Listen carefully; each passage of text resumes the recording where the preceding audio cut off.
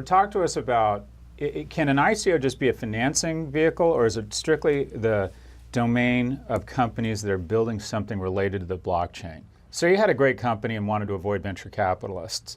Could you do an ICO, or does it have to directly be linked, does a capital raise have to be directly linked to innovation around the blockchain? That's really what an ICO is something linked to a blockchain, because it is a token giving customers the right to use the product once it's completed in the future. So it's a way to raise money from your customers rather like than a Kickstarter thing, right? Yeah. Yeah.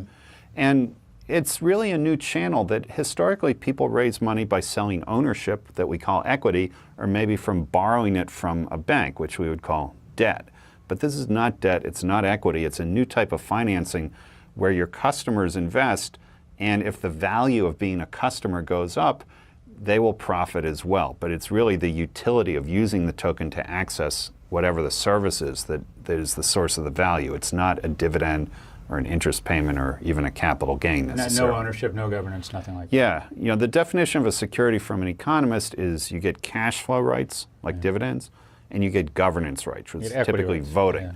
And you don't get either of these with a token. Why wouldn't Tesla do this? Instead of taking cash upfront, why wouldn't Tesla have a coin that says, for this coin, this is the Tesla Model 3 coin? I wouldn't rule it out, and you do see business models where people pre-sell their product before something is built. So cruise ships will sell tickets to the cruise before the boat is launched. Football stadiums are built this way all the time, where personal seat licenses are sold before the stadium is constructed. And you're tapping into your customer base as a source of finance in exchange for them getting the gain if the experience of being a customer turns out to be more valuable than people expected. So, you know, why doesn't Tesla do this is kind of a good question for Elon Musk. But that's not related to the blockchain. That's just a financing vehicle. So you do think we'll see coins that aren't directly related to building out the blockchain? The blockchain is where these things are hosted and traded. And I think that's the exchange. Yeah, one thing that you need is some controlled scarcity. So most of these tokens are created by way of smart contract, where you can make a credible position or credible commitment through the software that you won't create more tokens and dilute the ones that are already out there. So in terms of a football stadium, you don't want more personal seat licenses than there are seats. And in terms, if Tesla were to do this, they'd need to make some commitment that there wouldn't be more Tesla coins than cars. And one way to do that, in fact, is to host them on a blockchain where the issuance protocol is very transparent. And so if they actually tried to dilute the market, you would be able to see it happening and complain. But what additional guarantees? I serve on public company boards. We can issue additional stock with the board approval, and granted the stock might go down because an analyst will say this, or your stock's about to become diluted. But why do coins necessarily, is it a trust thing to come out of the gates and say we're going to tie this to some sort of finite or limiting mechanism? Because you can issue more stock, a company can issue more stock. It's not so easy with these tokens because they are in the form of smart contracts. And what this is a computer program that contains all the constraints and variables. And one of the things that appears in every token smart contract is a limit on how many there could ever be. Now, you might get clever and say, you know, there can only be 1 million of these tokens, but then I'm going to create a new token. Alpha token, Beta token. Model X token. This is meant to be a perfect substitute, and we'll create another. And would they really be valued in the market? Would they give access to the same platform and replicate the first token? I'm not so sure that they would. So the scalability and replication of tokens, you really haven't seen anybody try this yet because these platforms are all years into the future. But it is often remarked that the governance of these things and the enforcement of the smart contract terms may end up to be the weakness, the Achilles heel, if people can do as you conjectured.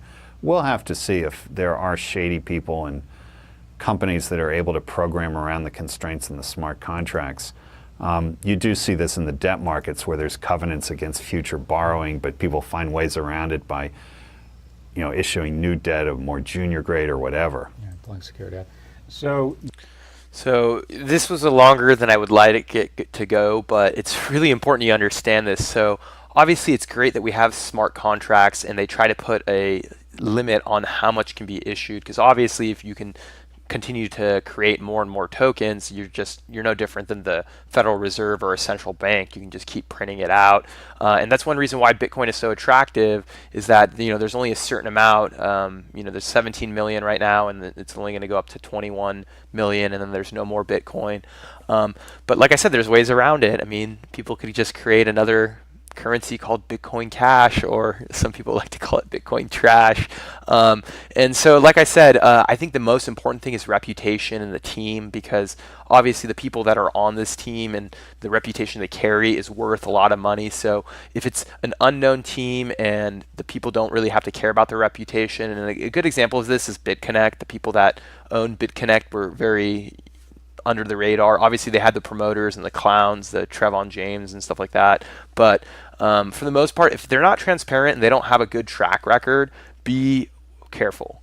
But if they have a good track record and they have, a pretty large reputation, I don't see them creating a scam coin or going around where like, hey, this is the limit of how many coins we're going to issue, but you know what, we'll just create a fork, or we'll create because there's always loopholes to get around, so you're not protected. And it's just the best thing you can do is work with people that have a good reputation, because their reputation sometimes is worth more than scamming people. So that's my opinion. Let me know what you guys think, and I will talk to you soon.